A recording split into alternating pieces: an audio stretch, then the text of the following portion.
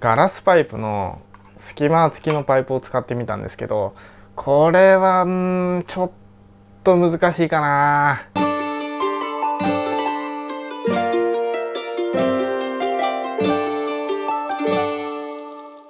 どうもカペラです。苔ってちょっとした変化で生え始めますよね。気づいたら緑の苔とか黒い苔がねわーっと硬い苔だらけなんてこともあります。で今日紹介するのはこのねサーフェイス隙間付きのガラスパイプなんですけど、実はねこの製品かなり苔で悩まされました。以前の動画で隙間付きのステンレスパイプ、これを紹介しました。それのねガラスバージョンです。このね見た目がとても綺麗なサーフェイス隙間付きガラスパイプなんですが、これのいい点や良くなかった点を深掘りしてね解説していこうかなと思います。導入検討されている方やすでに導入済みでね使い方を模索されている方、同じような悩みを抱えている人間がねここにいます。はい、僕です最後までご視聴いただけたら嬉しいなと思います。このチャンネルではアクアリウムに役立つコスパのいい製品を紹介してます。グッドボタン、チャンネル登録よろしくお願いいたします。 Twitter やね Instagram、Facebook もやってます。個別で製品に関して相談も受けております。こちらも合わせてフォローよろしくお願いいたします。はい、ではねこのサーフェイス隙間付きのガラスパイプ3つの項目でまとめてみました。1つ目がサイズ、2つ目が使用感で、3つ目が価格ですね。最初に結論から申し上げますと、見た目はねかなり美しいですがかなり環境の変化に弱い製品です。苔やねゴミがつき始めると流量が変わって、このね隙間の上から水を吸わなくなったり、下側にね水草がこう詰まっちゃって塞がってしまって上からしか吸わなくなってしまったり、うまく動かないことがあります。でそうなるとですね、水面付近のこう魚とか、あとちっちゃいエビとかがここにね吸い込まれ始めるんですよ。で実際に僕の水槽でも魚が1匹このユニットのねここの角の部分ですね、ここに挟まれてました。ですぐに発見したので死なずに済んだんですが、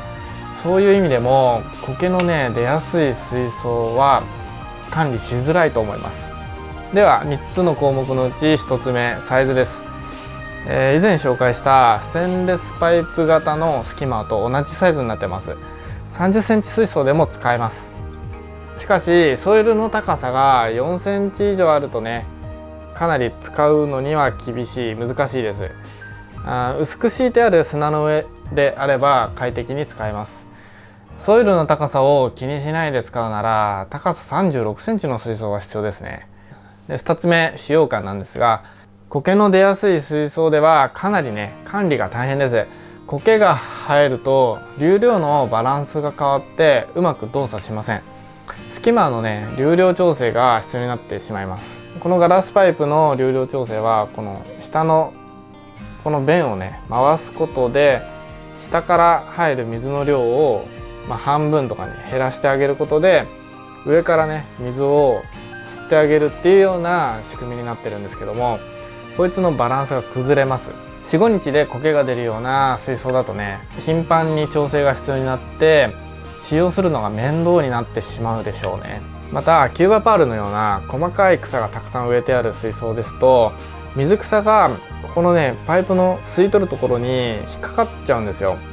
でそれもまたね隙間のね動作に不具合が出たりします。なので掃除が必須です。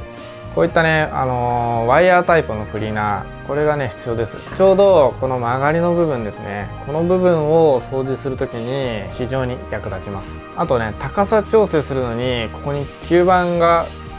ついてるんですけども、この吸盤をこう取り付けが結構難しくて斜めになってしまったりするとこう回転部分がうまくね回らなくて隙間が動作しなかったりしました。ですのでこういったねこのアクリルホルダー使う時はねアクリルホルダーを使って挟むことで水平にねしっかりまっすぐにこう設置ができて高さ調整も楽にできるので、こういったねアクリルホルダーを使用した方が動作が安定していました。で3つ目、最後に価格です。アクアシステムズ社でこのスキマーの方のみ送料込み2500円です。ガラスパイプとしてはかなりね値段が安いです。普通のパイプですら2000円近くしますので、それでスキマーがついて2500円は安いですよね。スキマー単体で購入しても3000円程度するんで、お買い得な製品かなとは思います。はい、総括です。実際使ってみるとステンレスパイプの方が僕は使い勝手がいいです。こっちですね。僕はこっちを押します。で、現在うちではステンレスパイプ型のものを陰性水草メインのあまり香料のないね水槽で管理してます。ほとんどね苔がつかずに週1回の水替えと底面の掃除だけで済んでます。CO2 の添加もしてないのでまさにねローテクタンクと言えるでしょうね。でそのおかげか調整ユニットも特に調整することなく経過してます。これはね本当に非常にうまく管理できてます。